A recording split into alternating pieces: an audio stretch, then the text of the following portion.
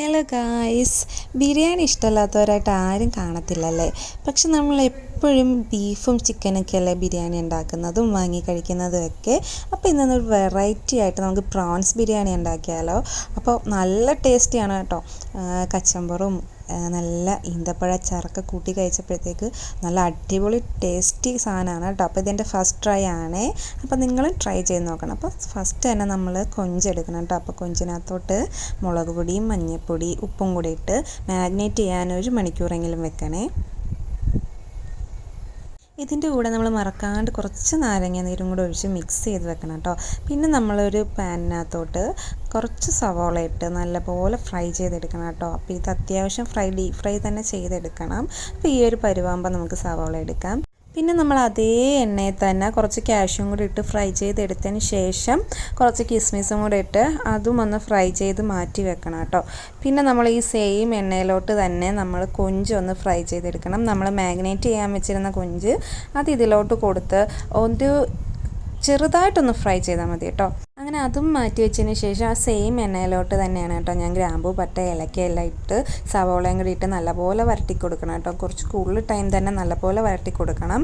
പിന്നെ കൂടെ തന്നെ ഇഞ്ചി വെളുത്തുള്ളി പച്ചമുളക് പെരുംജീരകം ഇതും കൂടി ഇട്ട് പേസ്റ്റ് ആക്കിയതാണ് കേട്ടോ ഇട്ട് കൊടുത്തേ. കൂടെ തന്നെ ടൊമാറ്റോയും കൂടെ ആഡ് ചെയ്യണം. ടൊമാറ്റോ കൂടെ ആഡ് ചെയ്ത് നല്ലപോലെ തന്നെ വരട്ടി കൊടുക്കണം കേട്ടോ. ഇനി നമ്മൾ ഇതിനകത്തോട്ട് മുളക് പൊടിയും പിന്നെ മല്ലിപ്പൊടി മീറ്റ് മസാല വേണമെങ്കിൽ മാത്രം ഇടാം. പിന്നെ ഗരം മസാല ഇതെല്ലാം കൂടി ഇട്ട് നല്ലപോലെ ഇളക്കി കൊടുക്കണം കേട്ടോ. അപ്പോൾ ഇതൊന്ന് അടുക്കി പിടിക്കാത്ത രീതിയിൽ നല്ലപോലെ കുറച്ച് നേരം ഇളക്കിയതിന് ശേഷം നമ്മൾ ഫ്രൈ ചെയ്ത് മാറ്റി വെച്ചിരുന്ന കൊഞ്ചുണ്ടല്ലോ, കൊഞ്ച് ഇതിലോട്ട് ആഡാക്കി കൊടുക്കണം.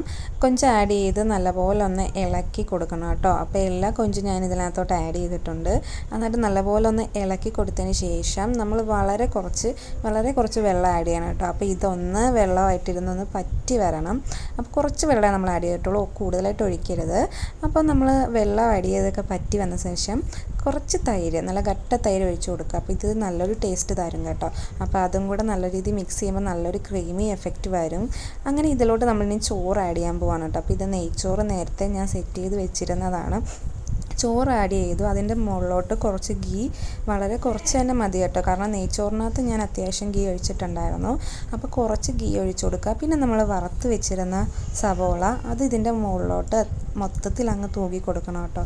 നല്ലപോലെ അങ്ങ് തൂകി കൊടുക്കുക സവോളയും. പിന്നെ നമ്മുടെ നട്ട്സും കിസ്മിസും എല്ലാം അതിൻ്റെ മുകളിലോട്ട് തന്നെ ആഡ് ചെയ്ത് കൊടുക്കണേ. അപ്പോൾ നമ്മുടെ ബിരിയാണി ഒന്ന് അടച്ച് വെച്ച് കുറച്ച് നേരം കഴിയുമ്പോൾ ഇങ്ങനെ ഇരിക്കും കേട്ടോ. അപ്പോൾ അടിപൊളിയാണേ.